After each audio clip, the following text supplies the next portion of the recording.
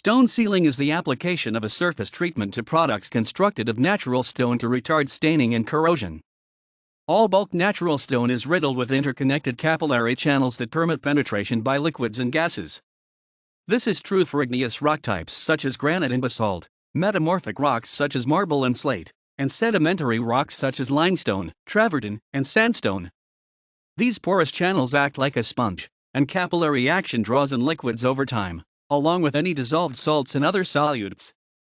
Very porous stone, such as sandstone, absorb liquids relatively quickly, while denser igneous stones such as granite are significantly less porous. They absorb smaller volumes, and more slowly, especially when absorbing viscous liquids.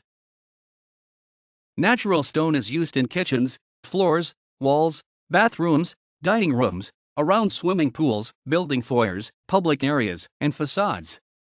Since ancient times, stone has been popular for building and decorative purposes. It has been valued for its strength, durability, and insulation properties.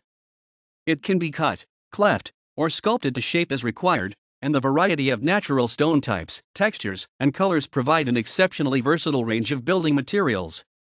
The porosity and makeup of most stone does, however, leave it prone to certain types of damage if unsealed. Staining is the most common form of damage. It is the result of oils or other liquids penetrating deeply into the capillary channels and depositing material that is effectively impossible to remove without destroying the stone. Salt attack occurs when salts dissolved in water are carried into the stone. The two commonest effects are efflorescence and spalling. Salts that expand on crystallization in capillary gaps can cause surface spalling. For example, various magnesium and calcium salts in seawater expand considerably on drying by taking on water of crystallization. However, even sodium chloride, which does not include water of crystallization, can exert considerable expansive forces as its crystals grow. Efflorescence is the formation of a gritty deposit, commonly white, on the surface. Efflorescence is usually the result of mineral solutions in the capillary channels being drawn to the surface. If the water evaporates, the minerals remain as the so-called efflorescence. It also can be the result of chemical reaction. If badly prepared cement-based mortar is applied to maintain the stone in position, free calcium hydroxide may leach out. In the open air, the lime reacts with carbon dioxide to form water-insoluble calcium carbonate that might take the form of powdery efflorescence or dripstone-like crusting. Acid attack. Acid-soluble stone materials such as the calcite in marble, limestone, and travertine, as well as the internal cement that binds the resistant grains in sandstone, react with acidic solutions on contact, or on absorbing acid-forming gases in polluted air, such as oxides of sulfur or nitrogen. Acid erodes the stone, leaving dull marks on polished surfaces.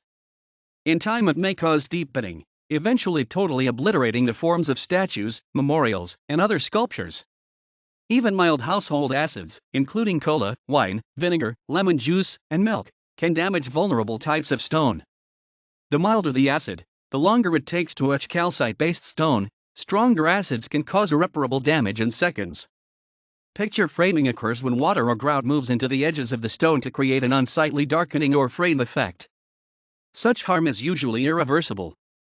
Freeze-thaw spalling results when water freezes in the surface pores. The general term is frost weathering. The water expands on freezing, causing the stone to spall, crumble, or even to crack through. The longevity and usefulness of stone can be extended by sealing its surface effectively, so as to exclude harmful liquids and gases. The ancient Romans often used olive oil to seal their stone. Such treatment provides some protection by excluding water and other weathering agents, but it stains the stone permanently.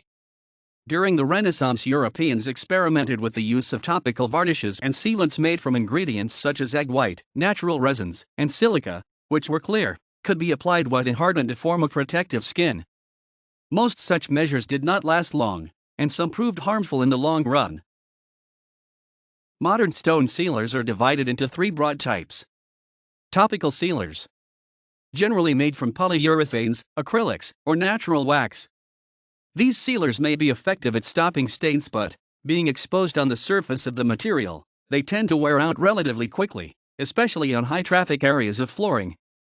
This type of sealer will significantly change the look and slip resistance of the surface, especially when it is wet. These sealers are not breathable, i.e., do not allow the escape of water vapor and other gases, and are not effective against salt attack, such as efflorescence and spalling. Penetrating sealers. The most penetrating sealers use siliconates, fluoropolymers, and siloxanes, which repel liquids. These sealers penetrate the surface of the stone enough to anchor the material to the surface. They are generally longer lasting than topical sealers and often do not substantially alter the look of the stone, but still can change the slip characteristics of the surface and do wear relatively quickly. Penetrating sealers often require the use of special cleaners which both clean and top up the repellent ingredient left on the stone's surface. These sealers are often breathable to a certain degree, but do not penetrate deeply enough, generally less than 1 mm, to be effective against salt attack, such as efflorescence and spalling. Impregnating sealers. Use of silanes or modified silanes. These are a type of penetrating sealer, which penetrate deeply into the material, impregnating it with molecules which bond to the capillary pores and repels water and/or oils from within the material. Some modified silane sealers impregnate deeply enough to protect against salt attack, such as efflorescence, spalling, picture framing, and freeze-thaw spalling. Some silane stone sealers based on nanotechnology claim to be resistant to UV light and higher pH levels found in new masonry and pointing. A good depth of penetration is also essential for protection from weathering in traffic.